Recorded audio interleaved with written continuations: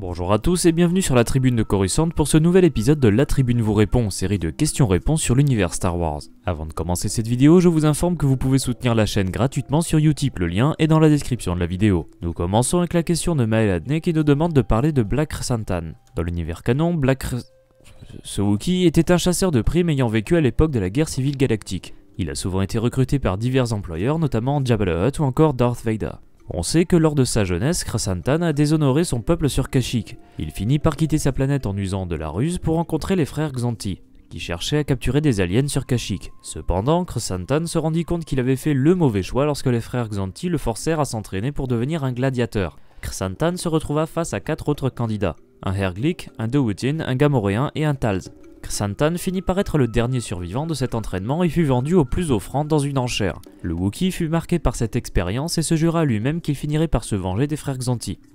Des années plus tard, on retrouve Krrsantan au service de Jabba the Hutt sur Tatooine, notamment 10 ans avant Yavin alors que le seigneur du crime Hutt était à la recherche d'un individu qui s'était opposé à sa taxe sur l'eau récoltée par les fermiers d'humidité. Une équipe de Jabba avait été attaquée pendant la nuit et en vérité il s'agissait du Jedi Obi-Wan Kenobi qui intervint car la patrouille était tombée sur Luke Skywalker qui était donc en danger. En se rapprochant du lieu de l'attaque, Krrsantan trouva à proximité une ferme appartenant à nul autre qu'Owen Lars. Il décida de prendre ce dernier en otage pour que l'homme qui recherchait se dévoile. Obi-Wan confronta alors le Wookiee et dans le combat, Obi-Wan donna un coup de sabre laser qui donna à Black Krrsantan sa cicatrice au visage. Vaincu par Kenobi, le Wookiee quitta immédiatement la planète craignant de subir la colère de Jabba et ne revint pas sur Tatooine avant de nombreuses années. Peu de temps après la bataille de Yavin, on retrouve Black Krrsantan sur Tatooine où il fut engagé par Darth Vader en même temps que Boba Fett. Ce dernier fut chargé de retrouver le rebelle qui avait détruit l'étoile de la mort, tandis que le chasseur de primes Wookiee reçut la tâche de capturer un agent impérial nommé Silo. Ce dernier fut capturé par Krrsantan et ramené à Vader à bord de son vaisseau personnel, l'ancien vaisseau royal Naboo ayant appartenu à Padmé Amidala. Silo y fut torturé et tué par le droïde 000, non sans révéler les informations que Vader recherchait. Le Wookiee rejoignit ensuite la Dr. Aphra pour laquelle il commença à travailler, notamment lors du vol de Sun Tour, la bataille de Vrogas ou encore les enchères de Rour.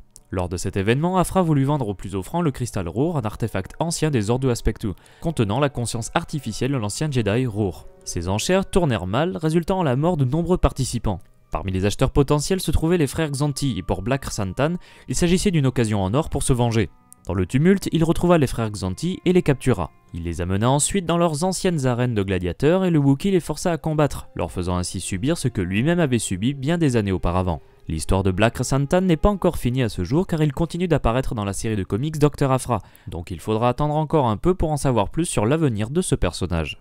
Nous poursuivons avec la question de Creeper360 qui nous demande de parler de la matrice 000. La matrice 000 est une matrice de personnalité droïde que l'on voit notamment utilisée par le droïde 000 que je viens de mentionner lors de la première partie de la vidéo. Cette matrice est ancienne car elle date de plusieurs siècles avant l'avènement de l'Empire galactique. Lorsque cette matrice était placée dans un droïde de protocole, elle était considérée comme extrêmement dangereuse, changeant le droïde en assassin et lui permettant de torturer des gens. Environ un siècle avant la guerre civile galactique, Wat Tambor obtint la matrice. Il était fasciné par cette matrice mais se rendit compte de sa dangerosité et il préféra se débarrasser de la matrice qui fut conservée sur le monde Quarantaine 3 dans l'espace Calidain. Cependant, c'était sans compter sur l'archéologue Tcheli Aphra, qui dans une mission donnée par le droïde Gotra devait s'emparer de la matrice peu de temps après la bataille de Yavin. Elle y rencontra de la résistance, le conservateur Calidain nommé Yutanik Zane ayant comme défense 6 super droïdes B2 ainsi qu'un droïde K. Grâce à l'intervention tardive du seigneur Sith Darth Vader, Aphra réussit à voler la matrice. Aphra avait besoin de 000 pour réactiver un droïde assassin nommé BT-1.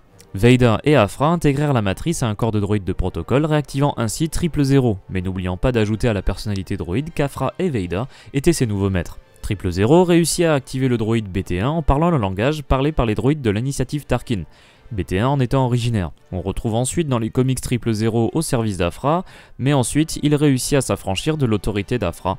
On peut suivre donc l'histoire des droïdes dans les séries Darth Vader et Dr. Aphra, mais voici ce qu'on peut dire sur l'origine de la matrice de 000. Reste encore à savoir ce qui arrivera aux droïdes dans la suite des comics. Juste en passant, voici 000 déguisé en C3PO dans le crossover Vader Down, et voici C3PO dans l'épisode 9.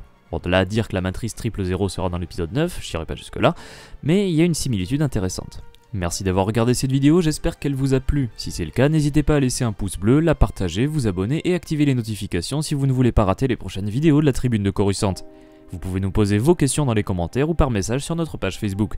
Si vous voulez soutenir la chaîne, n'hésitez pas à vous rendre sur notre page Utip, le lien est dans la description. A bientôt et que la force soit avec vous.